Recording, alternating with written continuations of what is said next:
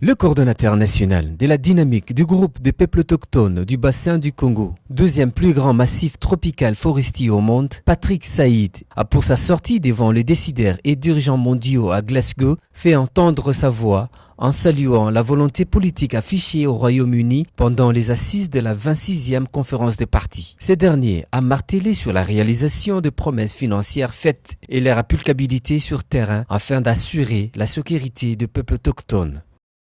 Mon pays, la RDC, s'est engagé à devenir un leader mondial du climat avec les slogans RDC Pays Solution.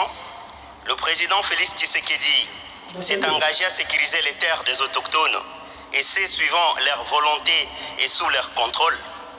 Le Parlement s'apprête à voter une loi spécifique en faveur des peuples autochtones reconnaissant leurs droits à la terre et aux ressources. Ceci est une contribution majeure dans la lutte contre le changement climatique. D'autres pays doivent suivre cet exemple. Nous nous joignons à vous et à nos frères et sœurs des pays forestiers tropicaux pour aider nos gouvernements à entreprendre des initiatives durables qui préserveront nos forêts. Si vous aspirez à un développement durable, il faut sécuriser les droits à la terre des autochtones et leur système de gouvernance pour une protection efficace des forêts.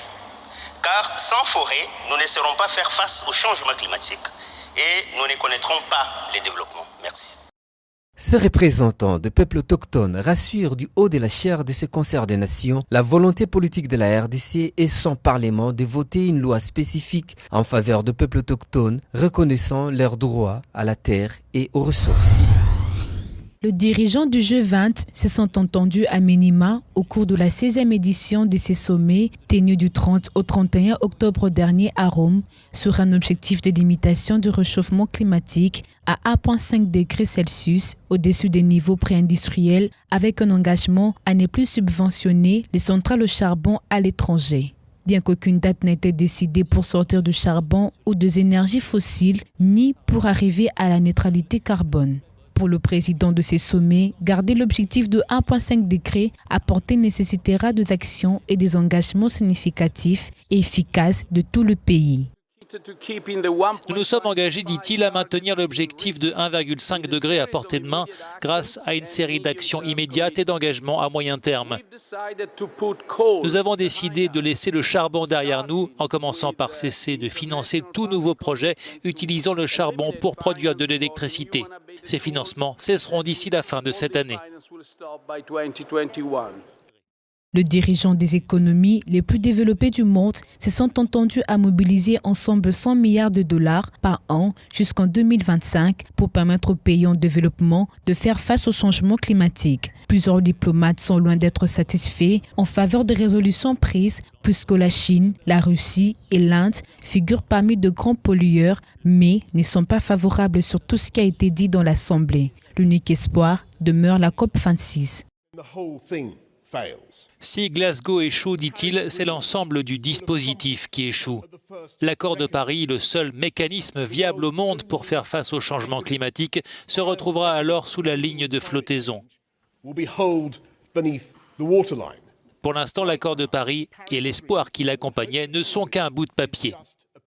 Les experts des Nations Unies jugent nécessaire des objectifs fixés afin de parvenir d'ici 2050 à éviter un réchauffement qui devrait atteindre 2,7 degrés Celsius d'ici la fin du siècle. La conférence climat de l'ONU à Glasgow est le dernier et le meilleur espoir de parvenir à limiter le réchauffement de la planète à plus de 1,5 degrés Celsius, objectif le plus ambitieux de l'accord de Paris, a déclaré Alok Sharma, président de la COP26, à l'ouverture de cette conférence dimanche en Écosse. Déclaré impropre à la consommation sur toute l'étendue de la RDC jusqu'à nouvel ordre, suite à des ténèbres élevés à patuline et une mycotoxine nocive à la santé que l'on retrouve généralement dans certaines moisissures. Le jus de pomme de la marque Ceres se retrouve encore sur plusieurs points de vente de la ville province de Kinshasa. Dans un communiqué rendu public à date du 1er novembre à Kinshasa par le ministre du Commerce extérieur, Jean-Lucien Boussa, a instruit au service habilité de procéder au retrait du marché et à la description des 10 produits dans le respect des normes réglementaires applicables en la matière. En dépit de cette interdiction, ces produits sont toujours sur les marchés. Ce constat a été fait par nos journalistes qui ont circulé dans quelques quartiers de la commune de Limité où ils ont pu trouver ces produits en vente impunément. Pour rappel, c'est le 11 octobre que l'alerte a été lancée par la Commission du marché commun pour l'Afrique orientale et australe, comme ça en sigle, déclarant ainsi impropre à la consommation plusieurs lots de produits de jus de pommes de la marque Ceres d'origine sud-africaine, commercialisés dans 7 pays d'Afrique, dont la RDC.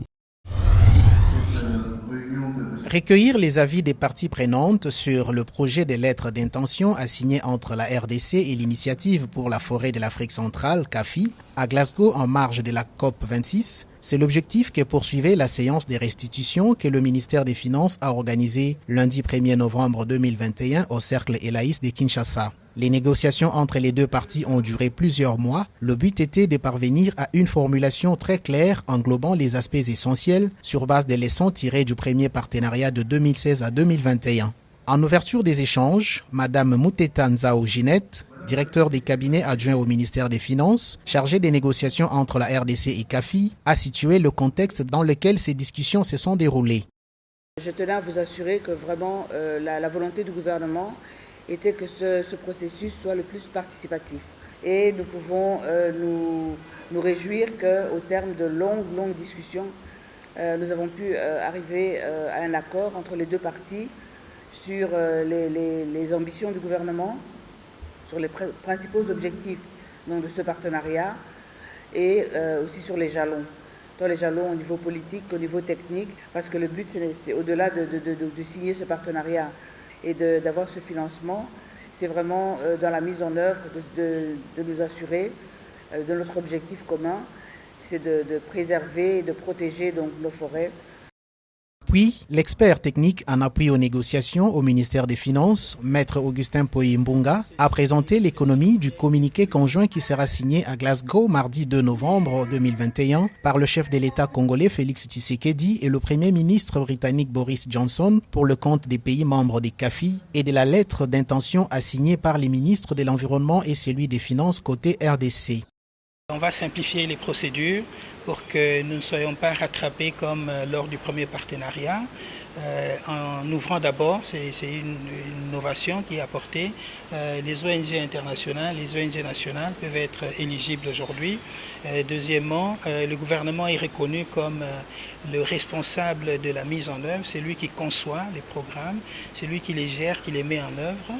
Et CAFI va assurer ce qu'on appelle l'assurance qualité et sera impliqué à travers son secrétariat dans le développement du cadre programmatique et dans le suivi de la mise en œuvre des engagements.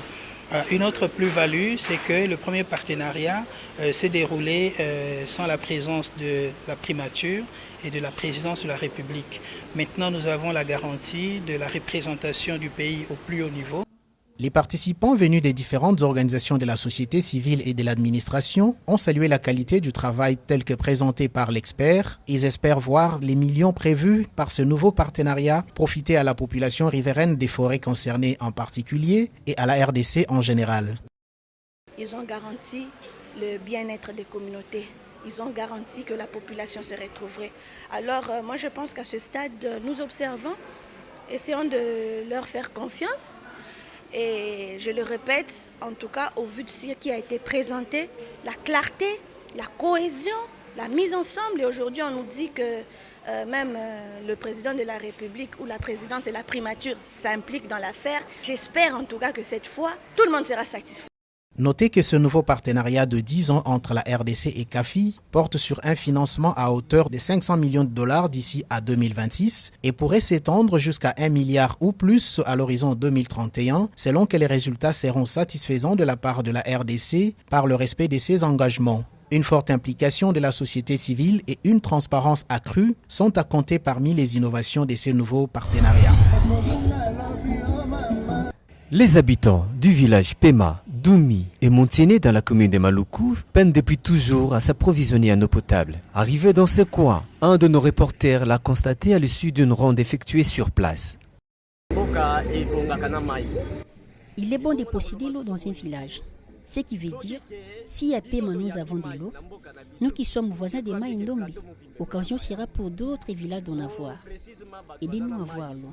Les cités d'ici seront vite développées.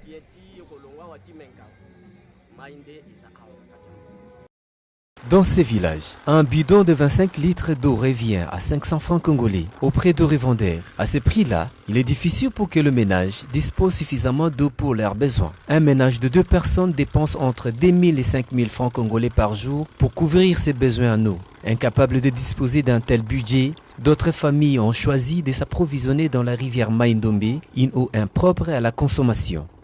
Maïndombe c'est juste 3,5 km. Dans cette rivière à Doumi, c'est 3,5 km. Que le gouvernement mobilise les fonds pour nous ramener l'eau au village. Rien qu'avec les motopompes, nos villages s'accroissent et c'est besoin des vins impérieux. Les autorités passent par ici et tirent des photos sur les ponts. Ils voient toutes nos souffrances. Je ne sais pas si nos messages vont dans l'Union. Je ne sais pas si les messages vont dans l'Union. Hormis le village Pema et Montene, plusieurs autres villages de ce coin sont confrontés à la pénurie d'eau potable.